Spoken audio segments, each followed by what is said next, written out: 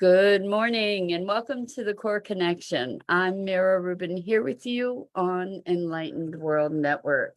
And today's topic is money versus value, or money and value. And money is such an important part of or a pivotal part of so much of our lives. And we don't necessarily take as conscious an awareness to it as we might. So we get to have a conversation around that today. It should be fun. But before we get started, let's take a minute or two to get present, and let's take a deep breath in through your nose and hold it. And imagine clean, crisp oxygen flooding your lungs, flowing into your bloodstream, nourishing your cells, all your organs, and bringing vital life energy to your body and being. And as you exhale any tension, stress, negativity, fatigue. And now let's take another deep breath in through your nose and hold it. This time, imagine brilliant bright light lighting you up from the inside out, illuminating, electrifying, and energizing, and lighting you up from the inside out, bringing all this brilliant energy to your cells, your molecules, and electrons. And as you exhale any remaining tension, stress, negativity, fatigue.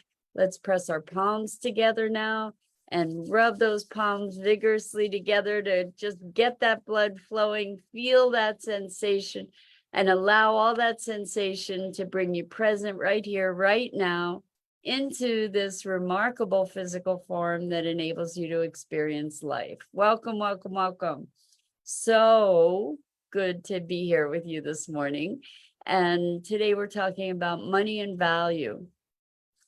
And the reason that this is up as a conversation for now is you guys know I do coaching, that's the way that I make my living. And I am now recruiting for my October cohort that will start October 3rd. And as of the 1st of September, I'm raising my prices. And so there's the opportunity now for, good morning, Kimberly, welcome. So good to have you here with us this morning. We're talking about money and value. Anyway, so I'm recruiting clients, and if they sign up before the 1st of September, they get to keep the existing price. So there have been a lot of money conversations, and money is a conversation that or conversations around money are often conversations that people get really uncomfortable about, right? The cost of things, the value of things, and it's really interesting because I rarely have a client, I maybe had one client or two clients that haven't brought up the conversation around money in determining whether or not to go forward with the coaching. And I'm using this as an example because it's close to me, but I think we can apply this conversation to pretty much anything. So when we evaluate, and how about that word value in the middle of evaluate? When we evaluate our choices, our financial choices, we're often inclined to look at them in terms of dollars and cents and say, well, I'm trying to cut back on money, so on my expenses. So I'm going to cut out all the extraneous expenses. Okay. And I'm all about being financially responsible. That's awesome. And what happens is that we often just look at the price tag on something. without looking at the value that it provides. Or we say, I want something, and then we don't look at the price tag, it's an interesting thing, the way we engage with things around money. So I often have the opportunity when this money conversation comes up. I understand the dollars and cents of it. And the question is, what are you prioritizing? Like, what is the value that you have the opportunity to receive from this service? And so it was really, really interesting, because I have the privilege of working with people who are business owners or who have families, people that have lives, right? And so the question is because people often think of services, and I know that many of you are healer people who are charging for services. People often perceive those services as maybe self-indulgent or as extraneous, or as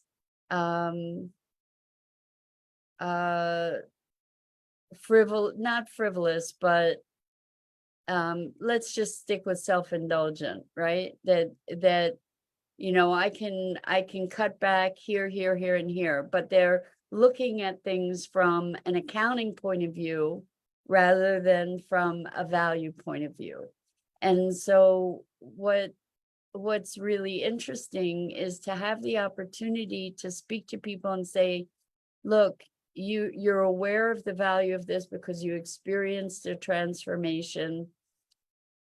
What impact might that transformation or that continued transformation have in your life and on the people that you impact routinely in your life? So if you are a business owner or you are a parent, what is your well-being? How is your well-being impacting all these other people in your world? As a parent, we're concerned about the welfare of our children. If I have things that are impeding my welfare, my happiness, my balance, my sense of vitality, how is that going to impact you as my child, right? What's the ripple effect of my being state on the world that I interact with? Good morning, Bernadette. So good to have you here with us. And Nicole, welcome. Great to have you here. And Nicole says, realizing the Atman, our true self, before our experiences here as a human, helps us to understand that our currency is our energy signature, and the manifestations required in this holographic matrix reality will allow things to appear, whether they are presenting itself in opportunities that allow for financial growth. Things will assist us within our morphogenic field that will allow expansiveness. Just remember, all things manifest first in the spiritual realm and proceeds into the physical world. Yay, Nicole, thank you for that. So that's what we're talking about. We're talking about how we tend to say, oh, I don't need the self-care things. I don't need the things that are going to help me in my transformation as much as I need my Starbucks coffee, for instance, like money and value. And recognizing that when we really look at the value of something, the ramifications of it in our beingness, in our expression in the world, that that we get to find ways to support those things that most deeply support ourselves and our beingness.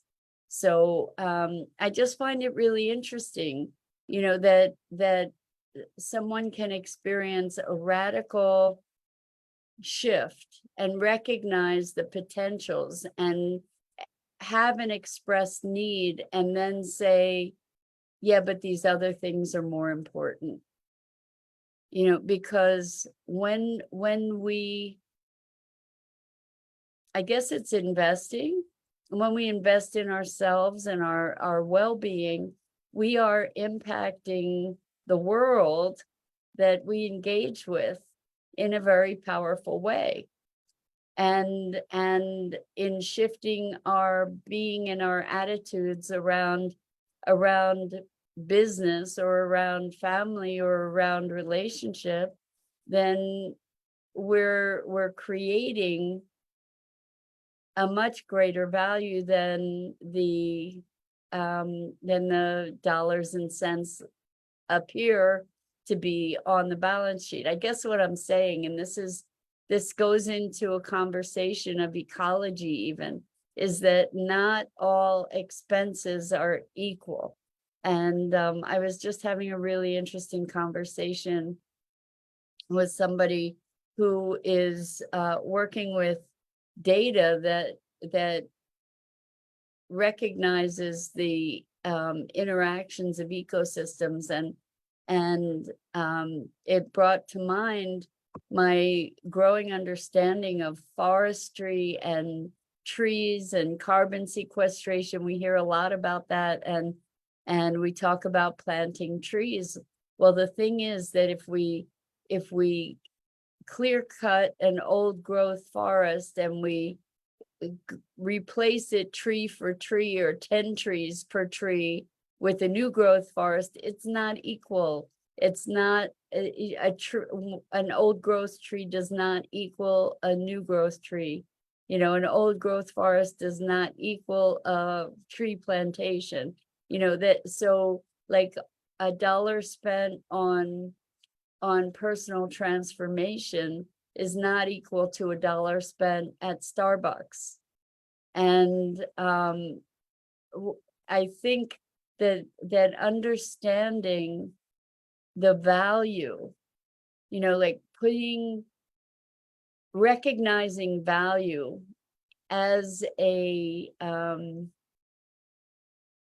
determining factor in where we choose to invest our time, our energy, our finances, that recognizing value is something that we don't necessarily do automatically.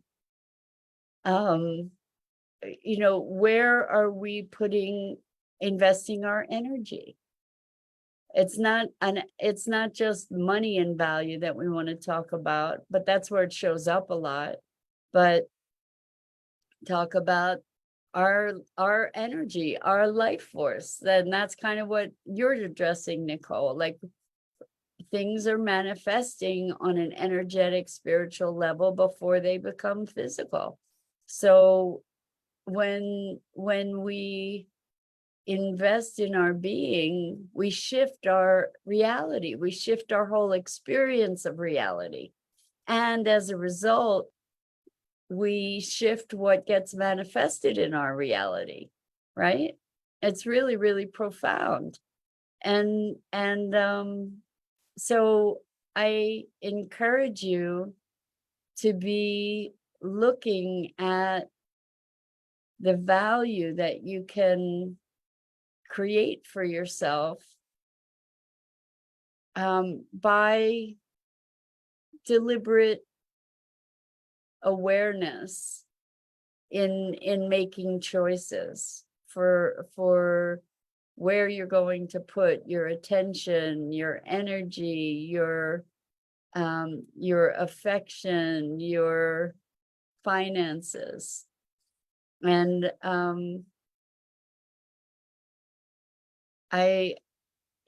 I think it's interesting. I watch where people will choose to cut back. You know, if let's say I have a fixed pool, or I have a fixed amount of time, or I have a fixed amount of money, is probably one of the easier things to talk about in this respect. What am I going to, how am I going to allocate that money? The other thing is that we have this tendency to believe that things are going to go on the same continuum. And so when I talk about money, it's like I have this fixed pool of money, and what am I going to do with it? Kimberly, you are so sweet. Kimberly says, I appreciate you so much. You've helped me grow, believe in my worth. Well, I'm so thrilled about that, Kimberly. So this is, this is another thing that we get to be looking at, is our own worth, right? And so often, well, not so often, pervasively, we're conditioned to evaluate our own worth based on externalities, based on the metrics that have been presented to us by a very materialistic culture. So we're programmed deeply to believe that our worth is dependent upon what I do, how I look, what I own, who I know, all those kinds of external metrics. And it's not true. I mean, we are intrinsically worthy just by virtue of our being. We don't have to prove anything. People treat us like we do. The culture treats us like we have to prove ourselves. But the thing is, we're worthy just by virtue of our being here. And so we have these metrics, particularly around money. Like, it's culturally, it's acceptable to spend a bunch of money on a fancy car, and yet not spend money to buy organic food that's going to fuel our personal vehicle, for instance. It's interesting, right? Like, how do we prioritize? And I think that, it's so funny. And I see this in myself too, but I helped my mom with grocery shopping, and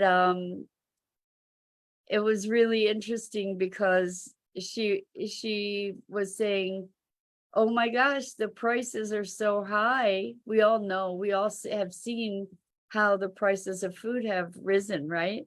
But like, I'm not going to buy the potato at this store, because at this store it's $1, at the other store it's 80 cents. I'm buying maybe one potato, but because it's 80 cents at the other store, I'm going to go to the other store. I went to this store for this stuff, but I'm going to go to the other store for the potato because it's 20 cents difference, and it's like, okay, so you're going to save 20 cents on the potato, but you're going to spend however much time, and you're going to spend however much gas to go and buy that potato at the other store. It's interesting, right? Like, I might drive an extra however many miles to go to a gas station that has gas that's a penny cheaper or something. Like, it's so interesting how expenses are something that we see within context, right? Like, I see myself doing similar things and catch myself periodically to say, wow, okay, so Bernadette says spending 40 cents in gas alone, right? Right. Spending 40 cents in gas to save 20 cents on a potato. It's really, really interesting. And or a dozen eggs. So you can buy a dozen eggs for maybe $2 or $2.50. That is from factory farms that have treated chickens absolutely inhumanely, where they're living in horrible conditions, and just with no respect for the animal at all. And you can spend $5.50, $3 more perhaps for a dozen eggs for chickens that are certified, humanely raised, and fed organically, and or free range. Ideally, if we believe the certification, humanely raised, right? So $5.50 for 12 eggs is not quite 50 cents an egg. And knowing the value of that, how many eggs do you eat a day? If you eat 2 eggs in a meal or 3 eggs in a meal, it's $1.50 for a meal, versus all the social ramifications and humane ramifications of how those animals are raised and what kind of food industry we're supporting. It's like, how do we value these things? I think it's really important to think about. So Kimberly says, it all makes a difference. I used to have all the best stuff. Now I really am just seeing as stuff. I spend money like water. I'm truly grateful for all I have in my life. I'm truly learning. Awesome, Kimberly. So here's talking about all the best stuff. Well, what makes the best stuff? We're conditioned to believe that what makes the best stuff is the stuff with the fancy label, right? Like the things that are the most expensive are the best stuff, where I don't really believe that's true necessarily. And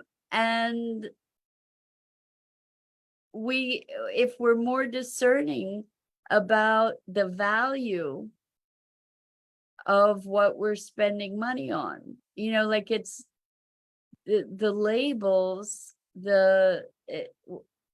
I've never been a designer label person, because that's a manufactured value. That's a status type value, right? It's not. Kimberly says, exactly, it's not value. I don't need labels. Exactly. Like that's mass hypnosis to me, is to say, like, I'm going to go spend $500 on a pair of sneakers or something because, or $200 or however much it is, because of the name.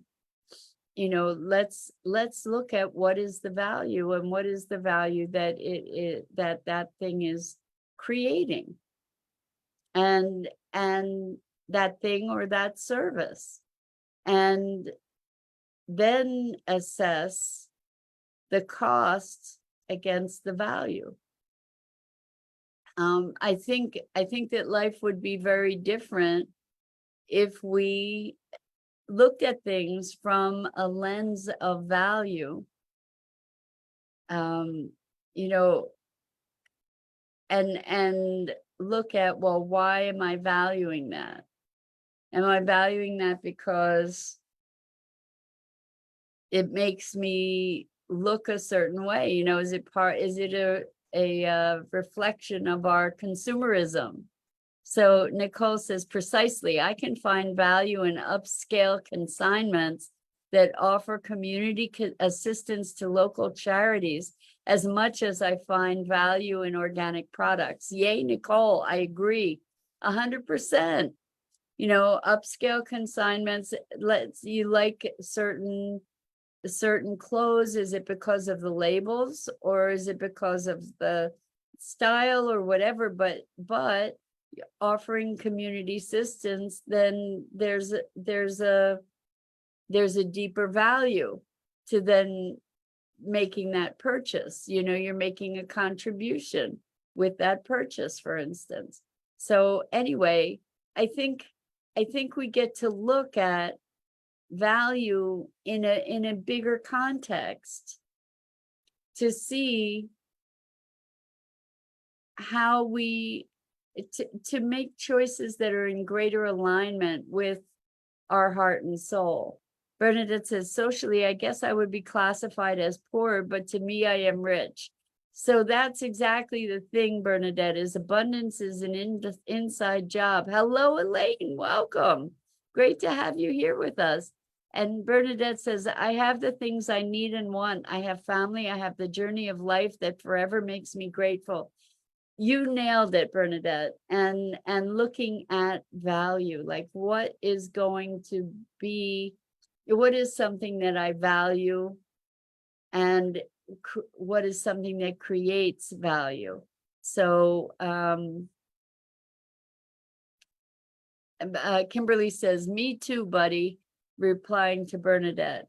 And so I think that that's it for today, because I have to run, but we get to be present to the actual value that something creates for us, and invest our time, our energy, our love, our caring, our finances in those things that create value, really intrinsic value for us and for others. So with that, thank you for being involved and engaged in these conversations. I am so grateful to you, and I so appreciate this time together. I'm Mira Rubin. This is the Core Connection, and I go live here on the Enlightened World Network Facebook page and YouTube channel each weekday morning at 9 a.m. Eastern.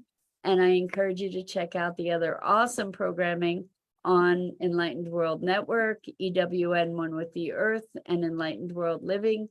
And until next time, so much love to you.